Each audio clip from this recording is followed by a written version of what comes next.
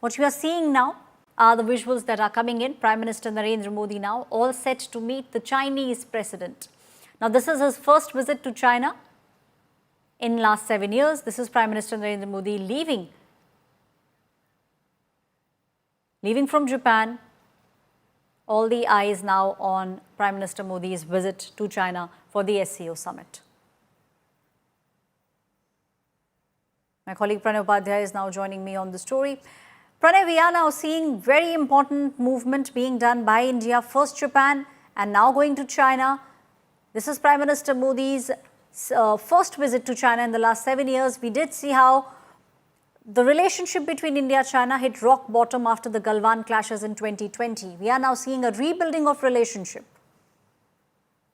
Absolutely, Aishwarya. And if you recall the previous visit of Prime Minister Narendra Modi to China in 2018, that was the visit which took place after the Galwan, after the Doklam crisis. And then both India and China decided to come together to minimize their differences, and that Wuhan summit happened. But thereafter, then COVID and then Galwan clashes actually derailed the partnership, derailed the relationship. We have seen the frosty, era, the frosty part of India-China ties in the recent past, and actually Galwan has changed many things for long. But after the Kazan meeting of Prime Minister Narendra Modi and Xi Jinping, and even before that, they had a handshake in Bali as well on the sidelines of G20 meeting.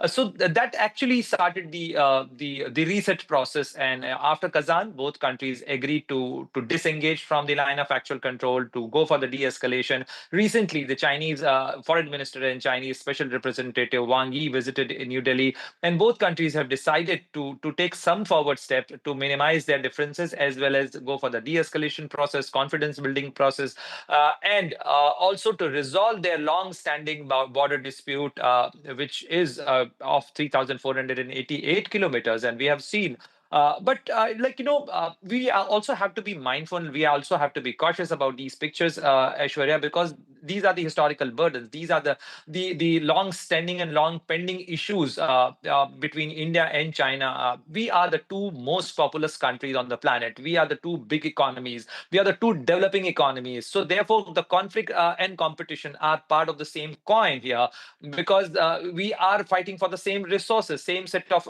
things to fuel our economy, to fulfill the aspiration of our huge population, to feed our huge population, to ensure the energy security of this massive population.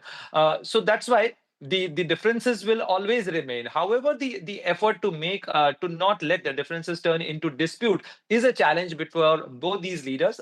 When President Xi Jinping visited Mahabalipuram in 2019, he also mentioned, he and Prime Minister Modi both agreed that this is a historic burden of differences. This is a historic burden of dispute. Let us not, let it, cascade or blow up into a major conflict. However, still, despite both the leaders agreeing on that count, we witnessed the Galwan clashes, which actually which actually caused the loss of life on line of actual control after many years, like post 1962. That was the most the biggest life loss on the line of actual control. Thank you, Pranay, giving us all those details.